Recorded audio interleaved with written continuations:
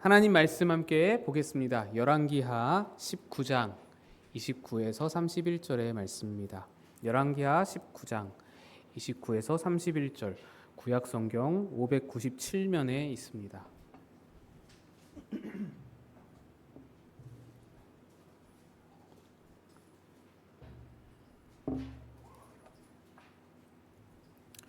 열왕기하 19장 29절로 31절의 말씀을 우리 같이 합독해서 읽도록 하겠습니다. 시작. 또 내게 보일 징조가 이러하니 너희가 금년에는 스스로 자라나는 것을 먹고 내년에는 그것에서 난 것을 먹되 제3년에는 심고 거두며 포도원을 심고 그 열매를 먹으리라. 유다 족속 중에서 피하고 남은 자는 다시 아래로 뿌리를 내리고 위로 열매를 맺을지라. 남은 자는 예루살렘에서부터 나올 것이요 피하는 자는 시온산에서부터 나오리니 여호와의 열심히 이 일을 하니라. 아멘. 기도하겠습니다. 하나님 아버지, 오늘도 주의 은혜로 우리를 먹이시며 우리를 살리시려 주 앞에 부르시니 감사합니다. 성령의 조명하심으로 말씀을 깨닫게 하시고 주의 은혜를 마음껏 누리게 도와 주옵소서. 전한 자 감추시길 바라고 예수님 이름으로 기도하옵나이다. 아멘. 할렐루야. 우리 주님의 크신 은총과 평강이 여러분의 삶과 가정 위에 넘치시기를 주님의 이름으로 축복드립니다. 마지노선이라는 이야기, 말을 잘 아실 겁니다. 더 이상 물러서거나 양보할 데가 없는 마지막 한계라는 뜻으로 마지노선이라고 많이 씁니다. 이 마지노선은 프랑스 말입니다. 세계 2차 세계대전에서 유래된 그런 프랑스 용어입니다. 프랑스는 1차 세계대전에 독일의 그 참혹했던 전쟁 경험을 반복하지 않기 위해서 독일과의 국경지대에 대규모로 지하 요새 라인을 약 10년 동안 걸쳐서 건축했습니다.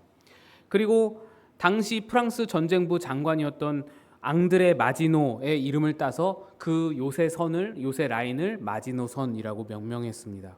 이 마지노선은 인류 역사상 가장 정교하고 가장 강력한 방어 시스템 중 하나로 평가를 받습니다. 당시 최신식 기술과 막대한 예산이 여기에 집약되었습니다. 그 규모가 750km에 달합니다. 그 길이가. 또 수백만 톤의 콘크리트와 강철이 투입되었고 요새 내부가요, 단순히 그냥 벙커 수준이 아니고 수십만 명의 병력이 장기간 주둔할 수 있는 지하 철도도 뚫어놨고요, 또 발전소도 완비해놨고 환기 시설도 다 해놨고 병원과 식당과 막사 모든 것이 다 갖추어진 거대한 지하 도시였습니다. 벙커가 아닌 도시였습니다. 역사적으로 이와 같은 방비태세의 전례를 찾아볼 수가 없을 정도로 철옹성을 구축한 것이 이 마지노선입니다. 프랑스의 목적은, 마지노선을 건설한 목적은 독일군을 이 마지노선으로 끌어들여서 몰살을 시켜버리거나 아예 프랑스로 들어오지 못하게 하려는 전략이었습니다. 꿈도 못 꾸게, 이 마지노선이 있으니 아예 여기로 들어올 생각을 못하게 해. 다른 데로 가라, 다른 나라를 점령해라, 뭐 이런 식이죠. 그래서 프랑스는 이 마지노선을 건설해 놓고는 됐다, 이제 됐다, 우리는 이제 안전하다, 독일은 우리를 넘보지 못할 것이다 라고 굳게 믿고 있었습니다. 그런데 히틀러의 독일군은 모두의 예상을 깨고 이 마지노선을 우회하여 프랑스를 쳐들어왔습니다. 어디로 쳐들어왔냐? 아무도 도저히 통과할 수 없을 거다, 아무도 통과가 불가능하다라고 예측했던 아르덴 숲, 그 숲을 기갑부대로 밀고 들어온 것입니다. 모두가 깜짝 놀랄 정도였습니다. 그래서 프랑스가 일순간에 그렇게 함락되고 말았습니다. 그래서 프랑스가 자랑하던 완벽한 그 방어선인 마지노선은 제대로 써보지도 못하고 무용지물이 되어서 지금은 그냥 관광지로 전락해 있습니다. 철저한 준비, 막대한 예산, 모든 최신식 기술, 모든 노력 다 쏟아부었는데 너무나 허탈하게 물거품이 되어버린 것입니다. 오늘 히스기야의 이야기도 이 마지노선과 굉장히 많이 닮아 있습니다. 오늘 말씀은 또 상황을 봐서는 이제 다음 주까지도 이어질 수도 있는데, 이 말씀들은 히스기야 왕의 전쟁과 질병에 대한 말씀입니다. 연초에 수요 성경 공부에 다뤘던 그 내용을 수정 보완해서 다시 다루게 되었습니다. 히스기야는 성경이 특별히 인정하는 아주 손에 꼽히는 의로운 왕입니다. 열왕기서는 이 히스기야에 대해서 이렇게 증언하는데요. 히스기야가 이스라엘 하나님 여호와를 의지하였는데 그의 전후 유다 여러 왕 중에 그러한 자가 없었다. 최고다라는 거죠. 그의 모든 행위가 그의 조상 다윗의 모든 행위와 같이 정직했다. 열왕기서에서 이렇게 극찬을 받은 왕은 히스기야 외에 히스기야의 증손자 요시야 정도, 한 두 사람 정도 말고는 아무도 없었습니다. 그 정도로 히스기야는 하나님 보시기에 완벽에 가까운 칭찬을 받은 다윗에 비견될 정도의 그런 왕이 히스기야였습니다.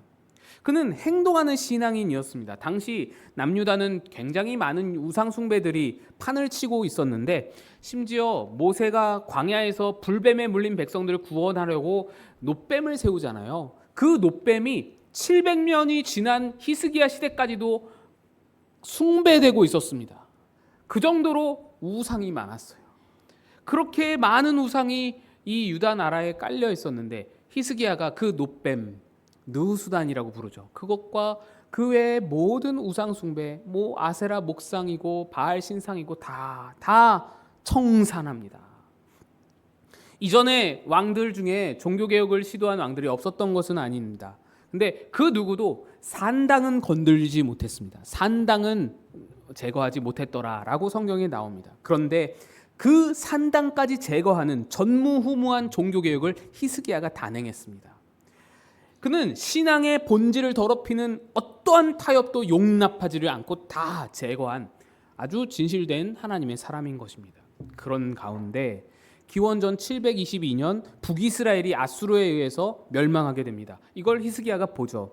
이전까지는 북이스라엘이 남유다와 아수르 사이에 완충지대 역할을 해주었기에 아수르가 아무리 거대하고 아무리 위협이 되더라도 남유다는 한시름 한 템포 늦춰서 이 아수르가 쳐들어올 것이니 그래서 좀 안전하게 지낼 수 있었습니다. 그러나 이제 북이스라엘이 다 먹혔고 아수르와 남유다가 국경을 이제 직접 국경을 맞대고 이제 마주보게 된 것입니다.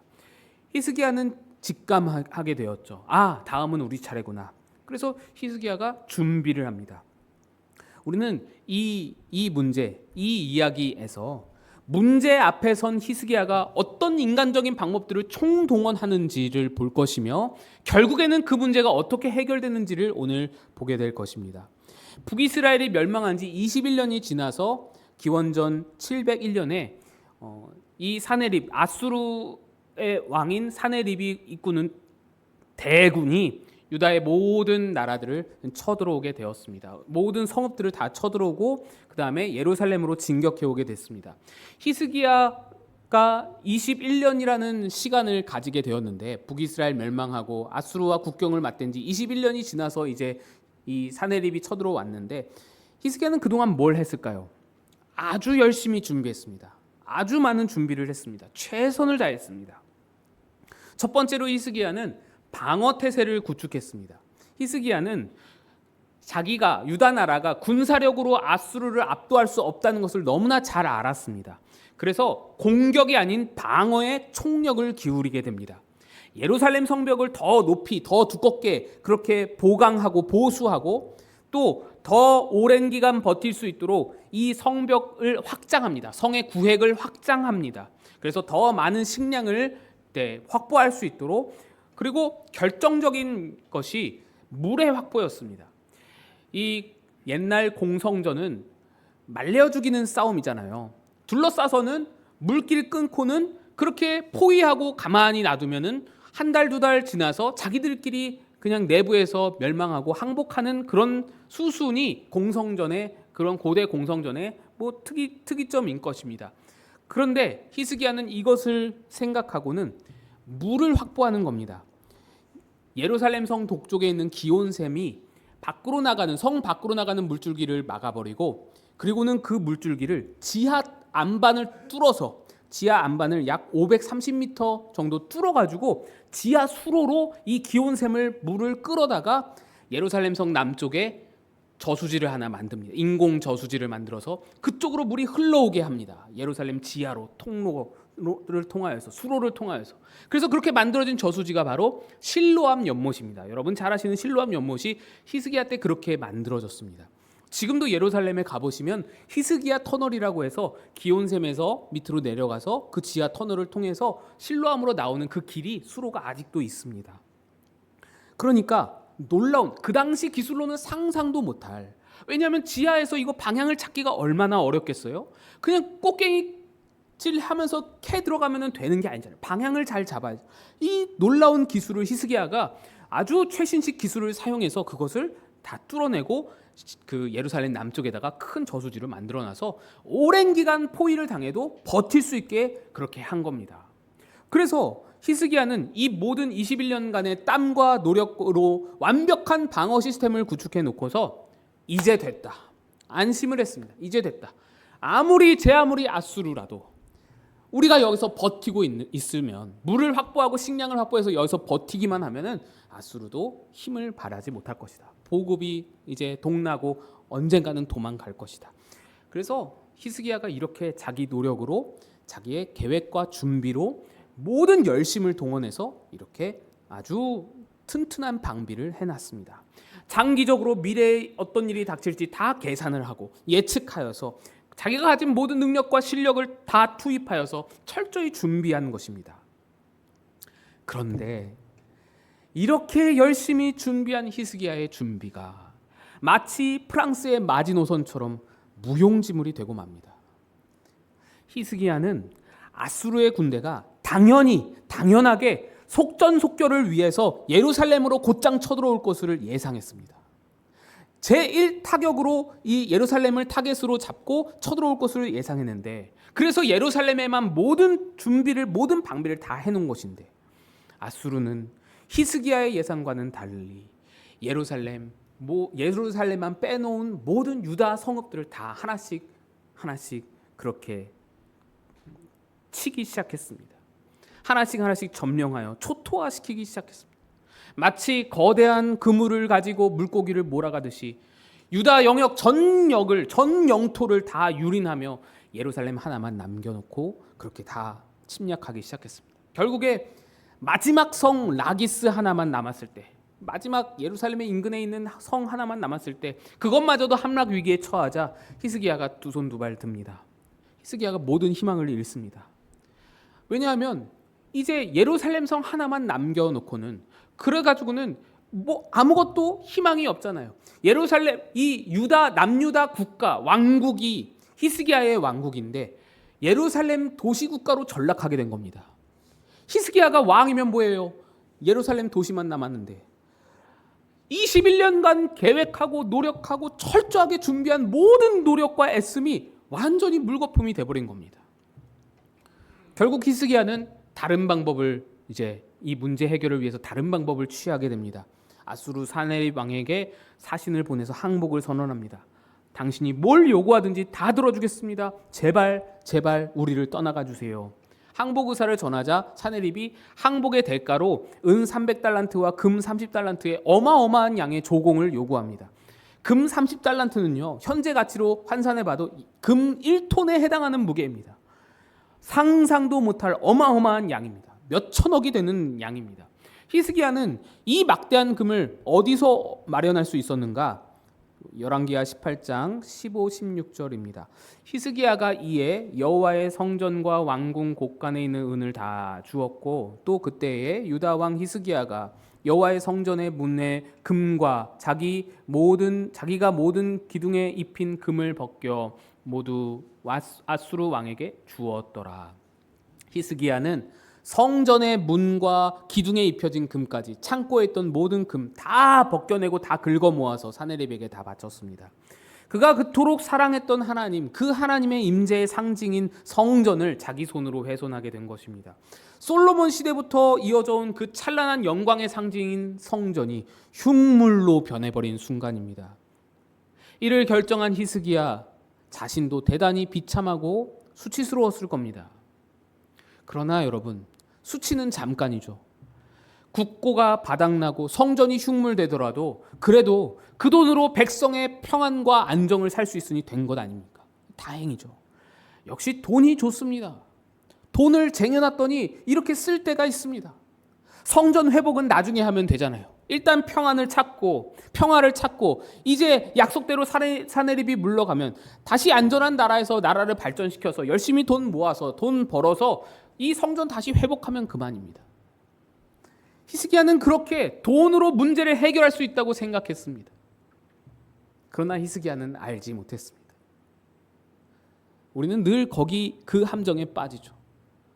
다 됐다. 이것만 해결하면 된다. 그 밑에 뭐가 있는지를 모릅니다. 우리 눈은 그걸 보지 못합니다. 히스기야는 돈으로 평화를 샀다고 생각했으나 오히려 사내립에 더 큰 탐욕을 부추길 뿐이었습니다. 사내립은 그 히스기야에게서 금이 그토록 많이 나오는 걸 보고 그래? 더 나올 게 있나 보네? 더 나올 수 있을 것 같은데? 그러고는 몰아칩니다. 군대의 방향을 예루살렘으로 돌립니다. 자기 주력 부대는 라기스에 그대로 놔두고 이 랍사게 최고의 협상가 랍사게와 최고의 정예 부대를 모아서 예루살렘으로 보냅니다. 들여보냅니다. 압박을 하는 겁니다. 히스기야의 두 번째 시도, 돈으로 문제를 해결하려 했던 그 모든 계획은 더 큰 손해와 더 큰 수치만을 남긴 채 성전을 흉물로 만드는 그 부끄러움만 남긴 채 실패로 돌아가 버린 것입니다. 돈도 역시 문제 해결 방법이 아니었던 것입니다. 다급해진 히스기야는 마지막 카드를 꺼내듭니다. 당시 아수르에 비빌 만한, 아수르에 대항할 만한 유일한 세력은 애굽입니다. 애굽에게 아수르 모르게 사신을 보내서 군사적 도움을 요청합니다. 강대국의 힘을 빌어서 위기를 극복해보려는 외교적 승부수였습니다. 그런데 이 계획도 어떻게 들어갔는지 아수르의 손에 들어갔습니다. 아수르의 손바닥에 있었습니다. 예루살렘 성 앞에 도착한 랍사게가 히스기야의 신하들에게 이렇게 조롱합니다. 너희들 애굽에 사신 보냈지? 내가 다 안다 하면서 이렇게 말합니다. 열왕기하 18장 21절 이제 내가 너를 위하여 저 상한갈대 지팡이 애굽을 의뢰하도다. 사람이 그것을 의지하면 그의 손에 찔려 들어갈지라. 지팡이라고 의지하려고 붙잡았더니 오히려 상한갈대 지팡이라서 그 지팡이에 손이 다친다라는 거예요. 손이 찔린다. 너만 손해볼 거다. 애굽의 도움은커녕 너만 손해보게 될 것이다. 이 경고를 하는 겁니다. 아수르는 이 남유다 히스기야의 모든 외교적인 움직임을 다 꿰뚫고 있었고 사내립의 주력 부대, 남아있던 사내립의 주력 부대가 애굽 군대가 올 길목을 막고 섰습니다. 애굽이 못 오는 거예요. 히스기야의 세 번째 시도인 외교를 통한 이 해결책도 완벽하게 실패해버린 것입니다. 그래서 이제 남은 것은 협상뿐이었습니다. 히스기야는 자기 나라에서 나름대로 똑똑하고 지혜롭다는 사람들을 꼽아서 그 사람들을 이 랍사게에게 보냅니다. 이 아수르의 군대 장관 랍사게에게 보내서 대화를 시도합니다.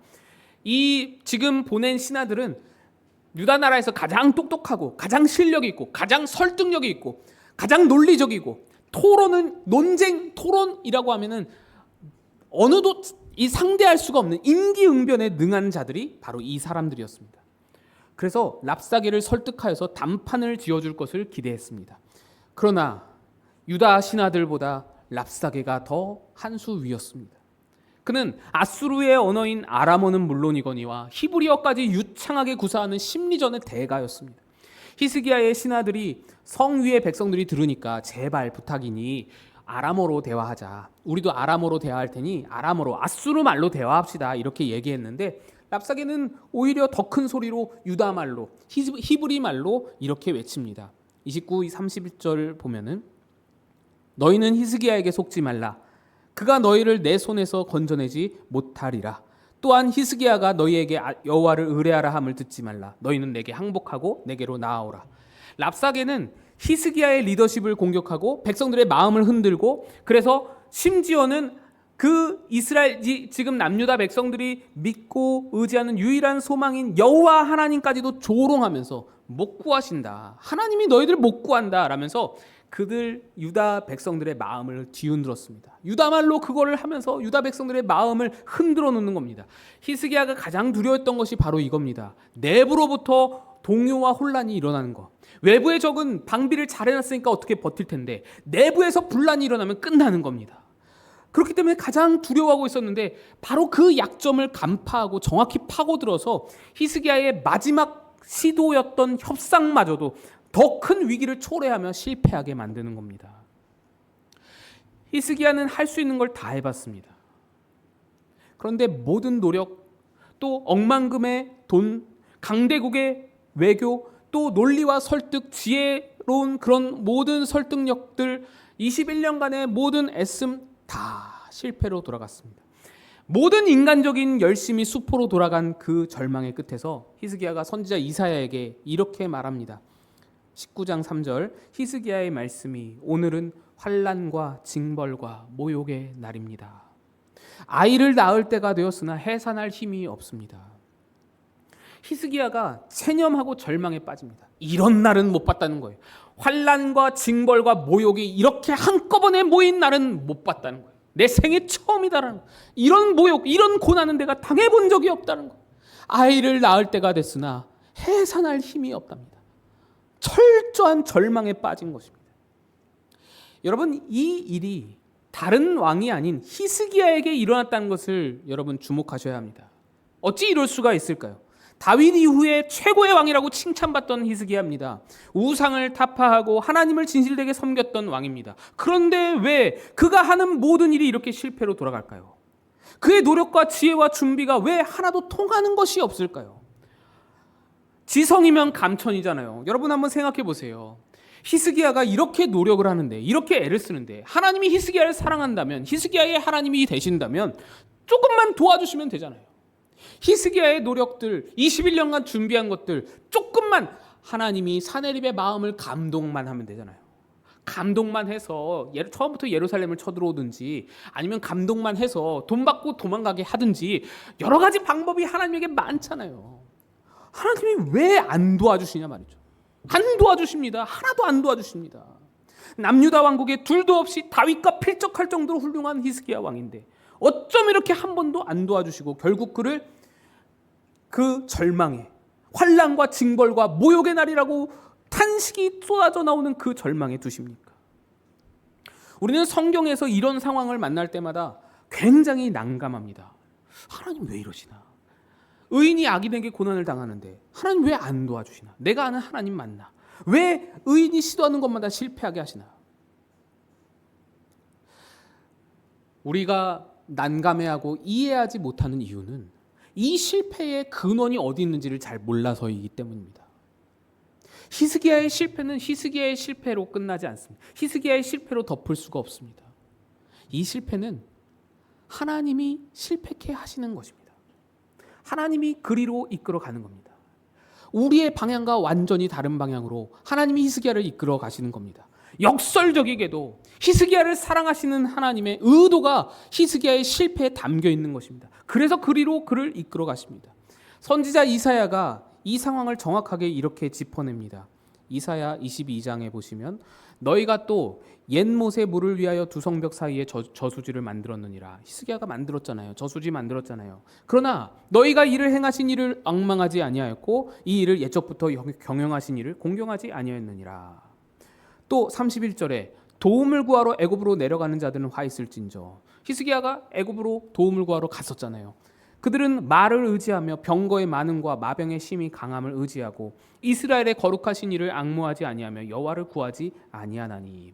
하나님의 책망은 명확합니다. 너희가 수로를 파고 성벽을 쌓았지만 그 지혜를 너희에게 주었던 나는 의지하지 않았다.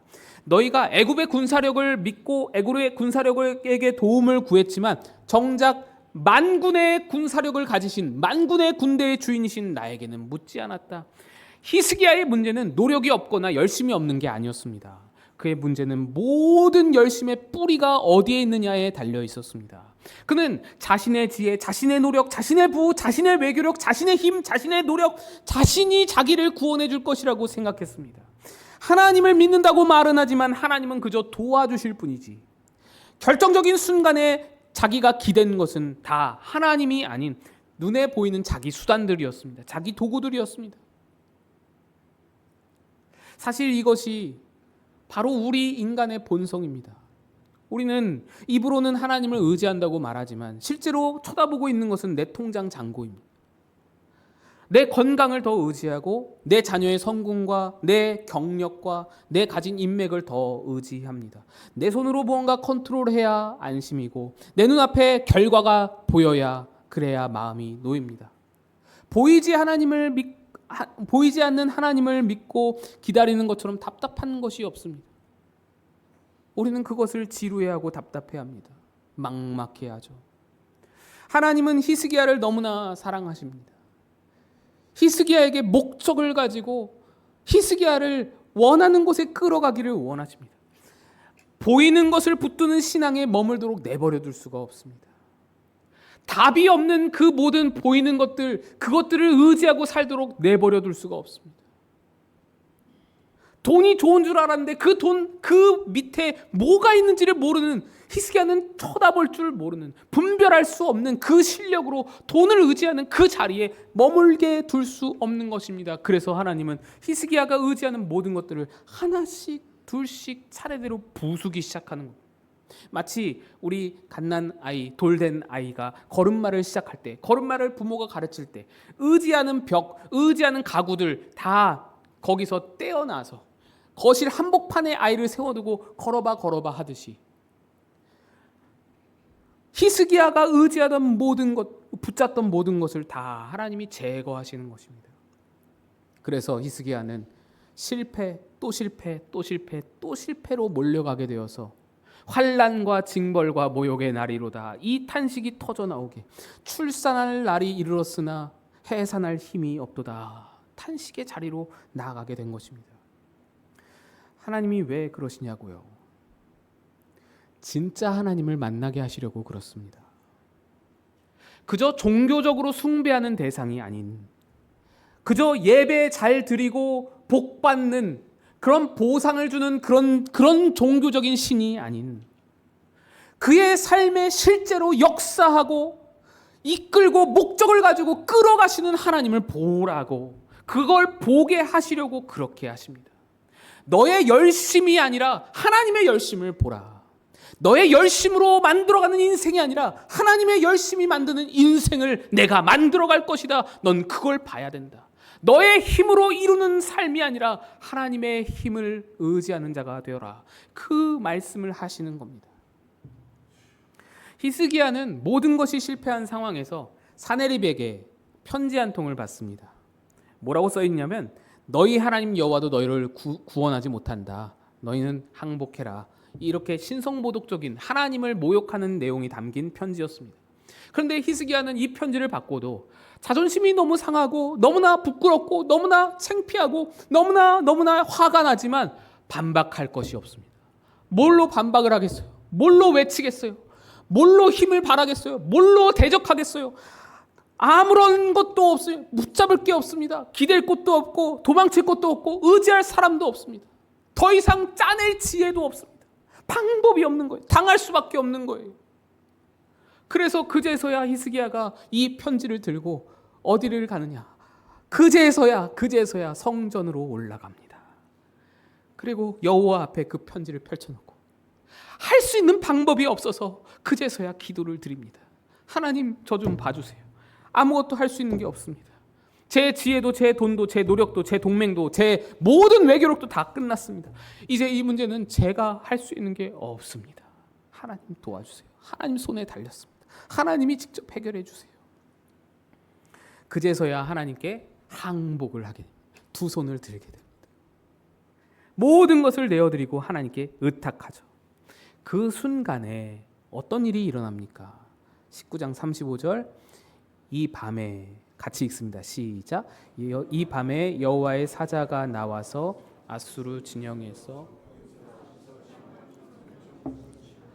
아침에 일찍이 일어나 보니 다 송장이, 인간의 모든 노력이 끝나는 바로 그 지점에서 하나님의 일이 시작되는 겁니다. 히스기야는 아무것도 한 게 없습니다. 히스기야가 많은 것을 했지만, 모든 것을 쏟아부었지만 사실상 아무것도 한 게 없습니다. 실질적으로 이 일에 영향을 준 건 하나도 없습니다. 히스기야는 기도했을 뿐입니다. 할 게 없어요. 하나님 도와주세요. 그러다 하나님이 움직이시자, 하나님이 일하시자 하룻밤 사이에 18만 5천 명이 시체로 변했습니다. 인간의 21년 노력, 또 억만금의 돈, 또 혈맹으로 묶인 그 애국과의 그 모든 동맹 관계, 또 남유다 최고의 지혜자들, 지식인들, 모든 논리와 모든 설득력 다 동원해봤지만 이룰 수 없었던 일을 하나님이 하룻밤 만에 간단하게 이루어내십니다. 그리고 하나님은 이 모든 일의 결론에 대해서 이사야를 통해서 이렇게 선포하십니다. 19장 31절, 남은 자는 예루살렘으로부터 나올 것이요 피하는 자는 시온에서부터 나오리니 여호와의 열심히 이 일을 이루리라. 하나님이 내 열심을 가지고 내가 이루어갈 일이 있다, 내가 할 것이다 말씀하시는 겁니다. 너의 열심이 아니라 나의 열심으로 이룰 것이다. 오늘 이 히스기야의 이야기는 바로 저와 여러분의 이야기입니다. 우리도 히스기야처럼 하나님을 잘 믿어보려고 애쓰고 문제를 해결하기 위해서 여러 가지 시도를 해봅니다. 나름대로 열심을 내고 계획을 세우고 최선을 다해서 살아갑니다. 그러나 때때로 하나님은 우리를 모든 노력이 실패로 돌아가는 자리로 이끌어 가실 때가 있습니다. 하는 것마다 꼬이게 하시고 기도에도 길이 열리지 않는 그런 깊은 터널을 지나게 하실 때가 있는 것입니다. 왜 하나님께서 나에게 이러시는가? 원망이 들죠. 원망하죠. 원망밖에 할 게 없죠. 탓할 데가 없어서 하나님을 부르죠. 그러나 하나님은 그 모든 원망을 받으면서 그래도 여러분을 포기치 않고 품고 갈 길을 계속 가자고 하십니다. 아무 의미 없어 보이는 실패의 자리가 바로 하나님께서 여호와의 열심으로 일하고 계신 자리라고 말씀하는 겁니다. 하나님은 나를 부수고 깨트려서라도 내 손에 쥐고 있는 상한 갈대 지팡이들을 내려놓게 하십니다. 하나님 앞에 18만 5천을 무찌르는 거 어려운 일 아닙니다. 그건 하룻밤 만에 일어날 정도로 간단한 일입니다. 성경을 보세요. 성경을 읽어보시면 18만 5천 군사들이 죽어나가는 장면이 너무나 간단하고 간략하게 표현되어 있습니다. 아니 무슨 방법이 있었는지, 무슨 어떤 노력이 있었는지, 어떤 역사가 있었는지 설명이 없습니다. 그냥 간단하게 죽은 겁니다. 끝난 겁니다. 왜 그러냐면 하나님께 이 일이 별 문제가 아니기 때문입니다. 간단한 일이기 때문입니다. 주목할 일이 아니기 때문입니다. 신경 쓸 일이 아니기 때문입니다. 관심사가 아니기 때문입니다. 하나님의 관심사, 하나님의 신경 쓰는 일, 하나님께 더 어렵고 더 오랜 기간을 투자를 해야 할 그런 일들이 뭐냐? 따로 있는데 그게 뭐냐? 바로 히스기야 한 사람을 항복시키는 일입니다. 21년을 걸려서 히스기야의 항복을 받아내셨습니다. 하나님을 의지하도록 만드셨습니다. 그런데도 히스기야는 또다시 돌아가거든요. 다음 주에 이제 보시면 또다시 돌아갑니다. 그 지경에도 하나님은 히스기야를 놓지 않고 포기치 않고 그 완고한 나를, 그 완악한 나를 하나님 앞에 하나님 뜻에 온전하게 두 손 들게 만드는 그 일을 위해서 수고하고 열심을 내십니다. 거기까지 끌고 가시는 겁니다. 아무리 오래 걸려도 포기치 않고 당신의 목적하신 바를 당신의 열심으로 만들어 가시는 겁니다. 우리 수련회를 앞두고 있습니다. 여기서 기도해도 되는데 왜 굳이 가평까지 가야 되나? 수련회는 이 땅의 모든 문제를 내려놓고 하나님만 바라보겠다고 결단하는 하나의 상징입니다. 뭐 대단히 뜨겁게 뒤집히고 뭐 불로 지지고 우당탕탕 왁자지껄하게 밤새 철야하며 기도하지 않더라도 마치 히스기야가 다 내려놓고 울면서 성전에 올라가서 잠잠히 기도하듯이 일상의 모든 것을 다 내려놓고 모든 우리가 일상에서 묶여있던 모든 의지, 모든 우리의 염려, 우리가 묶여있던 모든 걱정, 모든 붙잡고 있던 것들을 다 내려놓고 함께 여호와의 성산에 올라가는 것이 수련회입니다. 물론 성산이라고 말하기에는 조금 너무 풀빌라라서 괴리가 좀 있지만 풀빌라라고 영적이지 않은 게 아닙니다. 우리의 마음이 영적이면 영적인 장소가 되는 것입니다. 다 내려놓고 올라간다는 것만으로도 상징적으로 하나님만 바라보겠다는 결단 속에서 이미 자세가 다르고 이미 마음가짐이 달라서 똑같이 부르던 찬양이 다르게 들려지고 똑같이 듣던 말씀이 다르게 느껴지는 겁니다. 항상 교제하던 교우와의 교제가 다르게 느껴져서 내 일상 속에서는 찾을 수 없던 답을 수련회 가서 만나게 되는 것입니다. 하나님만 보러 가는 겁니다. 하나님만 보러 가는 겁니다. 오늘 여러분의 삶에 히스기야 같은 문제가 있습니까? 실패의 자리가 있습니까? 더 이상 나아갈 길이 없어서 힘이 없어서 막다른 골목에 서 계십니까? 바로 그 자리가 하나님의 일하심의 자리라는 것을 믿으시기를 축복합니다. 그 은혜를 누리고 보고 경험하는 여러분, 수련회를 통해서 그 모든 경험이 있으시기를 주님의 이름으로 축복드립니다.